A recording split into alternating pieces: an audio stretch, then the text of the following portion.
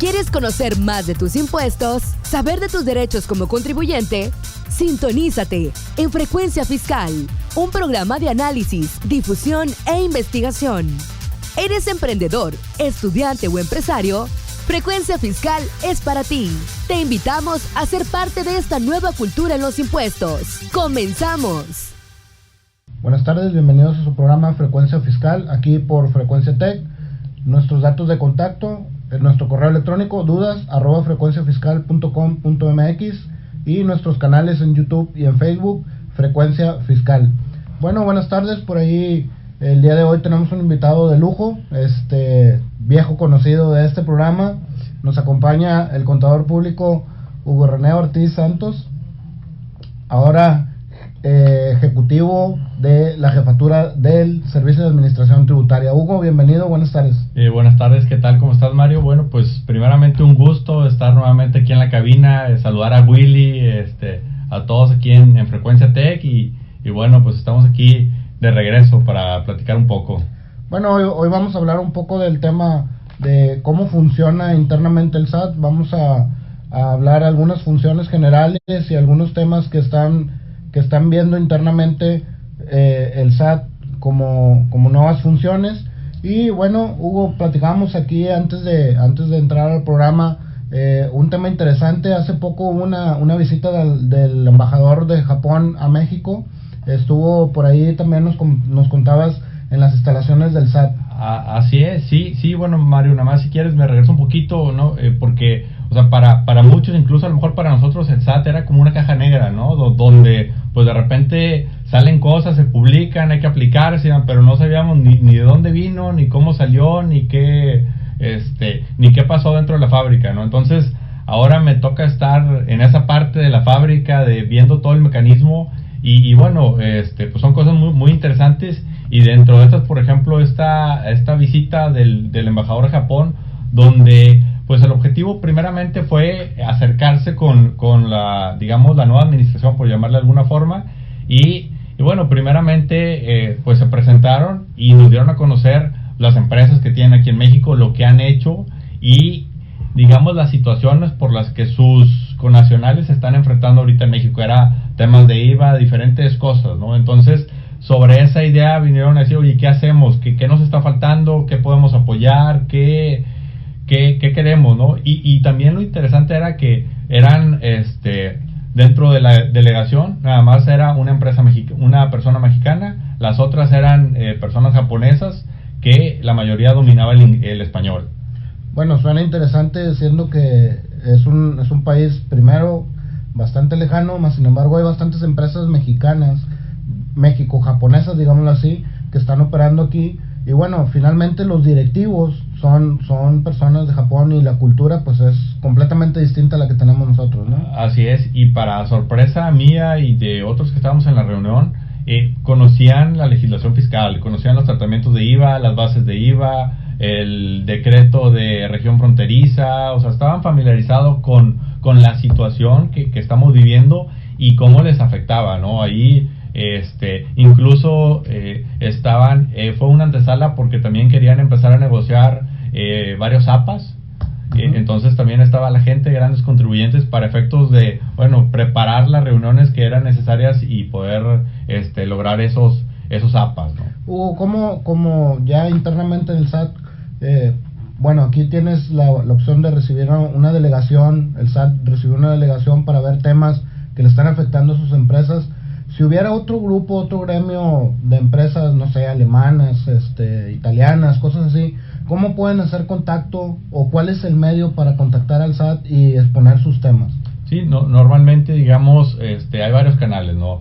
Algunos llegan directamente a la jefatura del SAT, y de ahí los canalizan con la persona que se encarga de llevar la agenda, de programarlas para luego ya definir pues en qué momento se reúnen y otra también a través mío. Por ejemplo, ha habido instituciones que me han contactado para efectos de programar una reunión. Pues aquí normalmente es, oye, a ver, cuál es el tema de interés, qué involucra, etcétera, para pues ahora sí que programarlo en la agenda y también ver, vaya, que la reunión sea productiva, ¿no? Que si es un tema específico, bueno, pues ya estén los funcionarios del área correspondiente para efectos de que tratar de solucionar el problema al contribuyente o a la asociación, etcétera, ¿no? Digo, por nombrarte algunos, han estado del Instituto Mexicano de Contadores Públicos, de la Asociación de Contadores Públicos a nivel nacional, y de otros organismos. O sea, finalmente estos canales de asociaciones también es una buena manera de exponer algún tema como contribuyente con tu asociación, y que esa asociación vaya y se acerque al SAT para exponer y bueno, buscar una solución. Muchas veces hay temas que están indefinidos, es imposible abarcar la totalidad de los temas en una legislación. Entonces, bueno, de ahí tenemos la resolución miscelánea fiscal, que es lo que busca regular, como que es en este caso específico lo vas a hacer así. Entonces sería una buena línea de contacto con el SAT, el acercarnos a nuestras asociaciones. Así es, sí, porque al final del día ellos son los que conocen la problemática, son los que transmiten la información, y que también, yo diría que cuando se den esas reuniones, pues tengan presente cuál es el objetivo, que lo dejen bien claro para efectos de que los funcionarios que están presentes, o la jefa incluso que está presente, bueno, pues que sepa cuál es la necesidad, qué es lo que se necesita y qué es lo que hay que hacer, ¿no? Ok, Hugo, una pregunta ahorita que tenemos la oportunidad de platicar con alguien que está dentro del SAT. Todo este tema de la facturación electrónica, todo este tema que México en algunos foros que he tenido la oportunidad de estar en otros, donde hay otros países, ponentes de otros países, México ha sido punta de lanza en todo esto de la electrónica. Ahora sí, como dijo López Obrador, ni Obama lo tiene, porque ni siquiera Estados Unidos está al nivel que tenemos nosotros, ¿no? Es correcto. ¿Cómo se ha dado todo esto para que México sea punta de lanza? Mira, México forma parte de un organismo que es el CIAT, que es el Centro Interamericano de Administraciones Tributarias. Yo coloquialmente le digo es el SAT de SAT, porque ahí pertenecen SATs de diversas partes del mundo, y incluso México fue uno de los fundadores. Si ubican ahorita, está Ortiz Mena, que fue jefe del SAT, ahorita es ministro de la Suprema Corte. Su abuelo fue de los fundadores del CIAT. El CIAT actualmente está en Panamá, y hace 15 días fueron a la oficina para hablar con la jefa, hacerle ver pues sus inquietudes, y dentro de esas inquietudes ahora sí que hicieron mucho énfasis en que requieren el apoyo de México por este tema de la factura electrónica, ¿no? Hay muchos países que hoy en día se están sumando a la cuestión de la factura electrónica, y dicen, sin el apoyo de México se van a tardar mucho o no les va a ser eficiente el uso de los recursos. Ok, entonces digamos que México es ahorita pionero en este tema, ¿no? Así es, o sea, lo que es factura electrónica, lo que es tener información en la nube, México es el modelo a seguir. También, por ejemplo, en esta visita nos comentaban que la cuestión de la factura electrónica, otros países ya están en eso, no tan avanzados como nosotros, pero lo que quieren hacer es manejar la factura electrónica en operaciones de comercio exterior. Por ejemplo, ahorita cuando tú importas, pues tienes la factura a lo mejor en papel de tu proveedor extranjero, ¿no? Claro. Entonces lo que quieren es, oye, que te manden el XML de la operación, que el XML ya esté validado por el SAT de aquel país, y que te ayuda al SAT mexicano a efectos de validar la operación y conocer los detalles del contribuyente, la operación, etcétera, impuestos y demás. O sea, me estás diciendo que eso ya lo platicaron con las agencias de impuestos de otros países, de que existe la posibilidad de hacer ese intercambio. Sí, de hecho nos pidieron que participáramos en esas pruebas para efectos de ver cómo, o sea, porque al final del día, digamos, a lo mejor otros ya están usando la factura electrónica, pero el XML es diferente, ¿no? Entonces, ver cómo esa compatibilidad. Sí, nada más recordarle a nuestros radioescuchas, el XML no deja de ser una estructura que cualquiera puede leer teniendo ciertos programas, ¿no? Entonces, el adecuar o asimilar los XML entre varios países no sería nada difícil. ¿Por qué lo digo? Porque, por ejemplo, hoy en día, dentro de un mes, nosotros los bancos hacemos lo que es el reporte de intercambio de información financiera que es el FATCA y el CRS con Estados Unidos y con 108 países más, y toda esta información se maneja por medio de estructuras de XML. Así es. Y finalmente eso se lee en cualquier país, ¿no? Sería cuestión a lo mejor de unificar esta parte fiscal, cada quien lo que ocupa, y bueno, llegar a un estándar, ¿no? Finalmente, que es como informamos, hoy en día ya se hace, no es algo imposible porque ya se hace. Estados Unidos fue punta de lanza en ese tema FATCA CRS, y finalmente todos nos adherimos a eso, y hoy en día hacemos ese reporte. Entonces, en la parte fiscal, pues la facturación, si México es punta de lanza, creo por ahí también Chile ya está subido, sí, creo Brasil también. Entonces, sería cuestión de unificar un criterio ahorita que todos vamos empezando bueno, México ya tiene 6 años en este tema, ¿no? Sí, incluso decían, como bien lo comentas, o sea, empezó en 2014 y el mismo SEAT reconocía, de 2014 a donde estamos ahorita, México ha pasado por varias versiones de factura electrónica, ¿no? Que han sido los aprendizajes de todo este tema. Muy bien. Hugo, dentro de este SIAT que comentas, el SAT de SAT, que es la reunión de todos los órganos que recaudan impuestos, me comentabas antes del programa algo muy interesante en base a la tarjeta de crédito cuando eres un extranjero, que por ejemplo nosotros los mexicanos, ¿no? Bueno, sobre todo aquí en Monterrey, que vamos al shopping, oye, pide las taxas y pide el manifiesto y todo ese rollo, ¿no? Sí, es correcto, que en algunos países ya lo tienen automatizado este proceso de devolución de impuestos a extranjeros, y como lo hacen es a través de la tarjeta de crédito del contribuyente. Si es de un país diferente y se identifica como ciudadano de aquel país, bueno,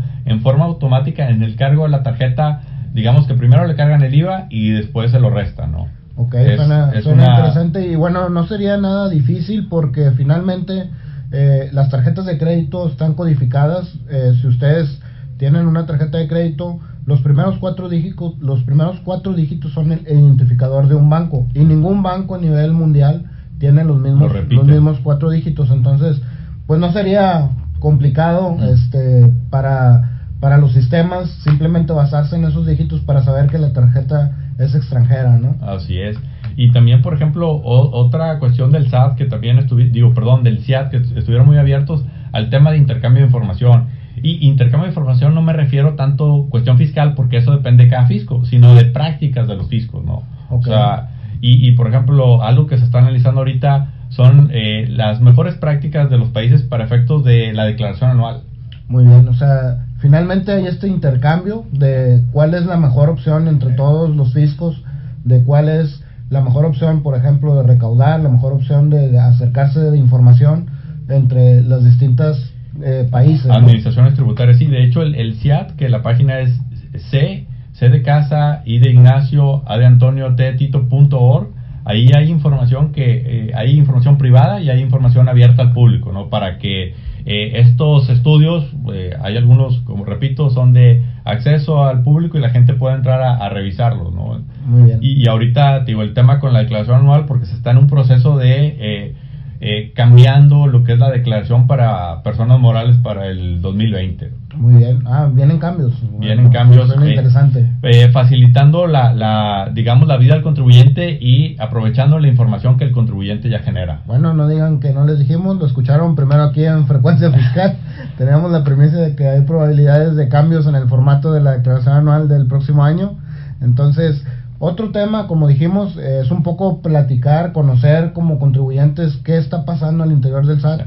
Otro tema que comentábamos es la participación del SAT en muchos comités. Yo estoy, por mi trabajo, yo tengo mucho contacto en el Comité Fiscal de la Asociación de Bancos de México. El SAT siempre ha estado presente ahí con nosotros, pero ¿qué otros temas hace el SAT? ¿Qué más orientación a manera de gremios nos otorga el SAT? Sí, digamos que el SAT participa con los organismos que lo involucran, ¿no? Hay organismos que se acercan para diferentes cuestiones en particular, y pues el SAT participa en las mesas de trabajo y demás. Adicional a esos comités, hay algunos comités, digámoslo así, internos, donde se manejan temas que tienen que ver con la resolución miscelánea, con los criterios de prácticas fiscales indebidas, los criterios no vinculatorios, ese tipo de cuestiones. Y en esos comités, por ejemplo, ahí también participa Hacienda, porque Hacienda al final del día, pues ellos manejan la política económica, la política fiscal, y el SAT pues es el el ejecutor, ¿no? Entonces, en esos comités, pues se analizan las reglas, el porqué de la regla, la redacción de la regla, para efectos de que todos estén en sintonía, y todos me refiero a todas, o sea, por ejemplo, servicio al contribuyente, jurídica, recaudación, auditoría, etcétera, ¿no? Muy bien. En este tema de ahorita que tocabas la resolución miscelánea fiscal, ¿cómo nos hicimos de tantas reglas cada año? Que, bueno, muchas veces es la misma regla, a lo mejor cambia la numeración, pero tenemos años. Pero ¿cómo llegamos a este tema de lo que comentábamos al inicio del programa, ¿no? Lo que trata la resolución miscelánea es de abarcar temas específicos que en la ley pudieran quedar abiertas, ¿no? Porque pues la ley, no le puedes hacer una ley para los arrendadores, una para los honorarios, claro, una para esto, ¿no? Finalmente para eso son las reglas, pero ¿cómo llegamos a todo este abanico de reglas? Sí, Mario, como bien lo comentas, la regla pues parte de la ley, ¿no? Parte de la ley que busca aclarar determinada situación, busca precisar ciertas cuestiones, y platicando con otros colegas y con gente interna, pues lo que pasa es que en ocasiones, si nos remontamos hacia atrás, la legislación fiscal era algo sencillo.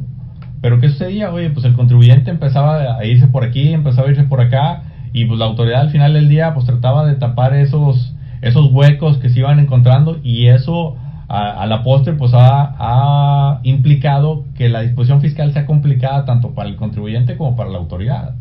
Muy bien. Sí, o sea, no lo digo como justificación, pero es como que el desenlace de la novela. O sea, ¿por qué llegamos hasta donde estamos ahorita? Bueno, pues es un tema y reglas que lo que buscan es resolver situaciones concretas. Y te pongo ahorita un ejemplo. Seguramente a lo mejor aquí ya en el programa tocaron la regla de pago por cuenta de terceros, ¿no? Sí, de hecho hace unos par de programas hablamos al respecto, ¿no? Sí, que esta reglita pues tenía unos cuantos párrafos, y ahorita ves la regla y pues se magnificó en cuanto a su contenido, ¿no? Así es.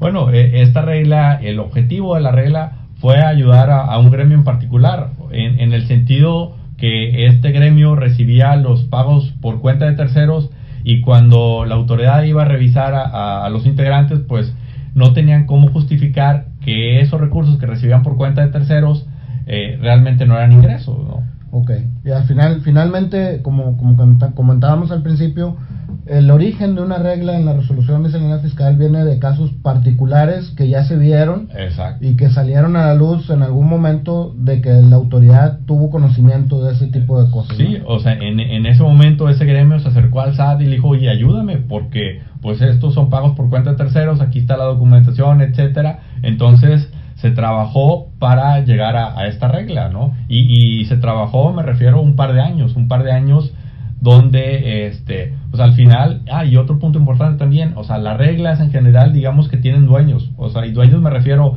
esta regla la generó jurídica, esta la generó recaudación, esta la generó servicio al contribuyente.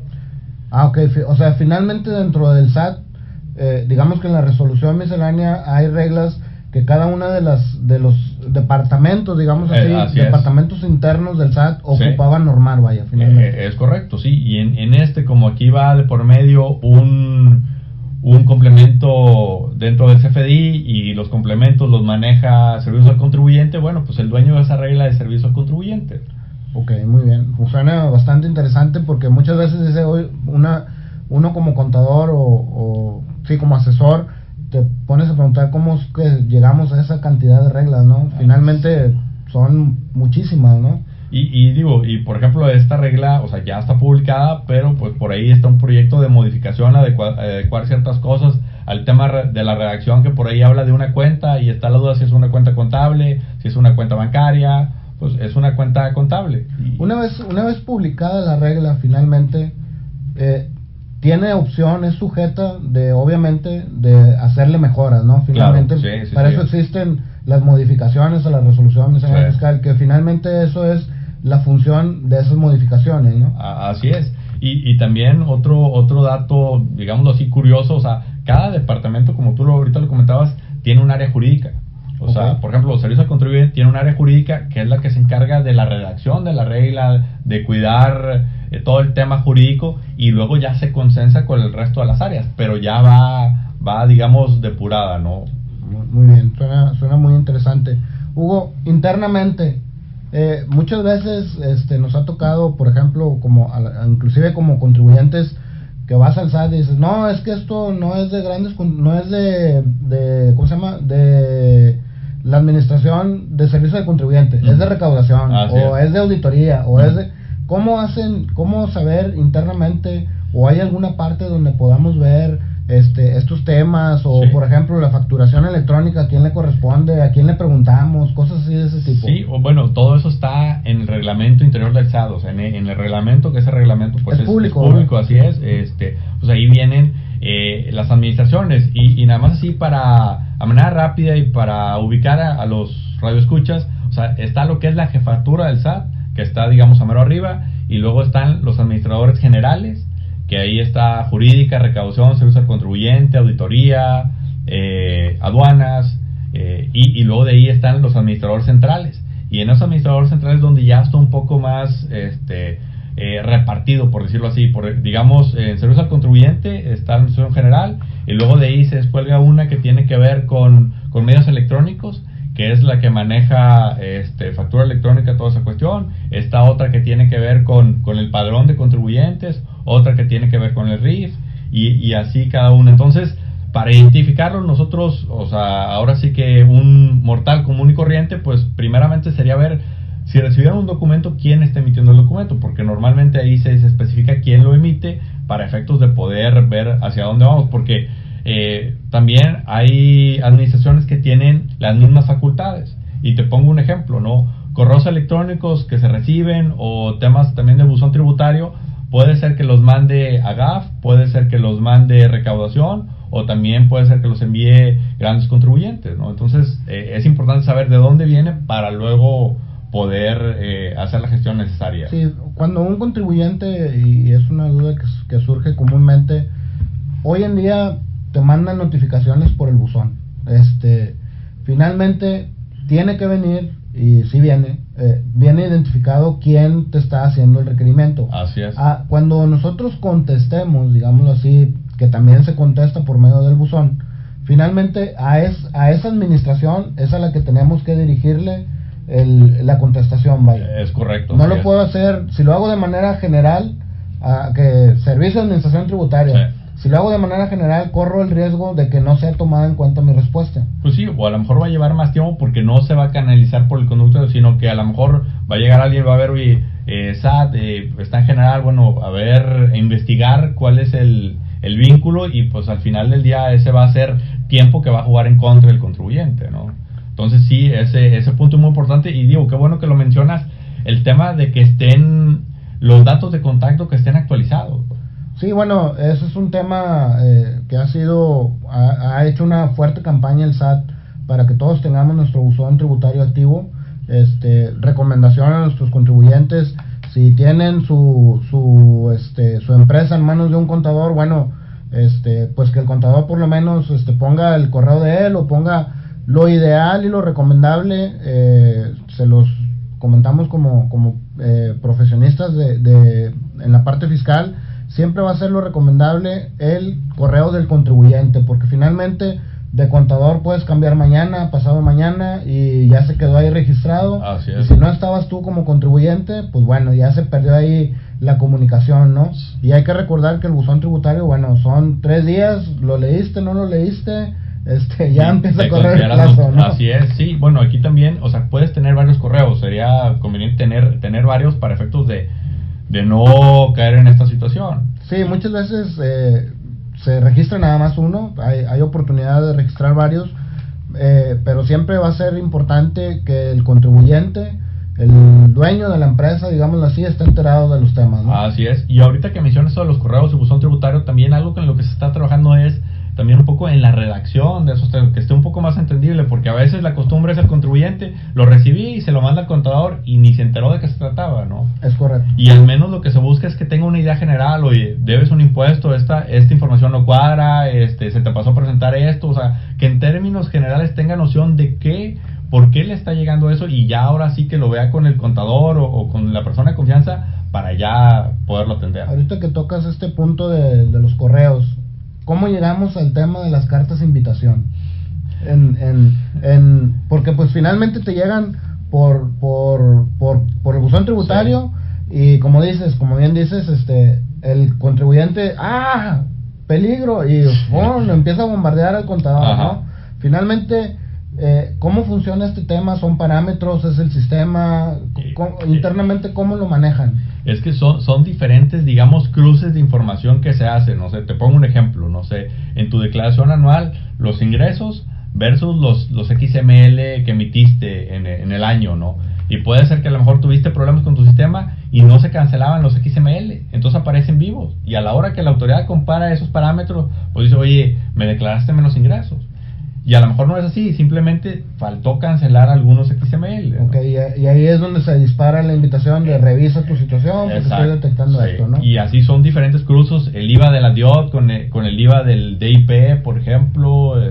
Muy bien, a lo que voy es que ahorita no hay una persona detrás diciendo, déjame le mando a este contribuyente, sino simplemente son parámetros de la propia información electrónica, sí, que hoy en día tenemos, que hoy en día tiene la autoridad, las que determinan cuáles son las alertas. Y bueno, esto es automático, no, sí, es de que haya una persona, porque muchas veces cuando te llegan estas cartas de invitación, la persona que la recibe piensa que ya está el auditor ahí, sí, de que si no me contestas mañana, sí, mañana voy a llegar. O sea, finalmente puede ser que sí, pero finalmente son estadísticas, ¿no? Y al final, digamos, es el primer contacto, es, oye, de buena manera decir al contribuyente, oye, esto no coincide, o sea, no te estoy diciendo que estés mal, simplemente no cuadra la información, tú revísala, si encuentras algo que no procede, corrígete, es todo. Bueno, que eso antes no lo teníamos, ¿no? Hoy en día, dicho sea de paso, el SAT ha sido, de un tiempo para acá, lo hemos comentado varias veces en el programa, pues bastante amigable, ¿no? Finalmente, oye, te avisa 3 días después, oye, no has presentado el pago provisional, o sea, y nada más te aviso, ¿no? Sí, si ya lo hiciste, pues qué bueno, si no lo has hecho, pues te recuerdo que ya se pasó el plazo, ¿no? Finalmente, antes no teníamos ese punto, y ¿no? Por eso también ahorita los famosos visor de nóminas, o sea, el visor de nóminas para que vayas revisando en tiempo real como si vas bien o hay algún error, también el visor que se acaba de salir de las deducciones personales, para que ya tú también te vayas preparando y no te tome de sorpresa porque una deducción no pasó en tu declaración anual. Muy bien. Bueno, sí. Hugo, se nos está acabando el tiempo. Por aquí Willy ya nos comenta que nos queda 1 minuto.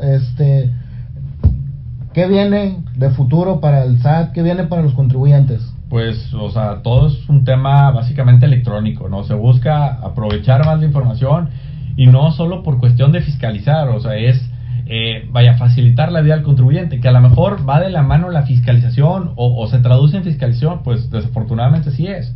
Pero lo que se busca es aprovechar la información que existe, depurar o validar los problemas que hay para facilitarle al final del día la vida al contribuyente. O sea, bueno, como recomendación a todos nuestros radioescuchas, si la fuente del SAT próximamente ya es, pero todavía no está al 100%, estos códigos, algo importante, estos códigos que tenemos que manejar en las facturas, nuestra contabilidad electrónica, sí. Finalmente el SAT lo que está buscando es facilitarnos la vida mediante todos estos temas, llegar a un tema de que mira, aquí está tu declaración, prácticamente dale check y ya te la enviamos, ¿no? Exactamente, sí, o sea, digo, es un proceso largo, o sea, ahorita la gente de tecnología está cambiando el paradigma internamente de cómo funciona la información, cómo se almacena, etcétera, entonces en el corto plazo sí va a haber cambios importantes en ese sentido. Muy bien, un gusto saludarte. Igualmente, gracias por acompañarnos. Un saludo a todo el auditorio y gracias por seguir aquí al pie del cañón. Gracias por escucharnos, buenas tardes. Hasta luego. Esto fue Frecuencia Fiscal. Te invitamos a seguirnos sintonizando todos los viernes de 2 a 2:30 de la tarde.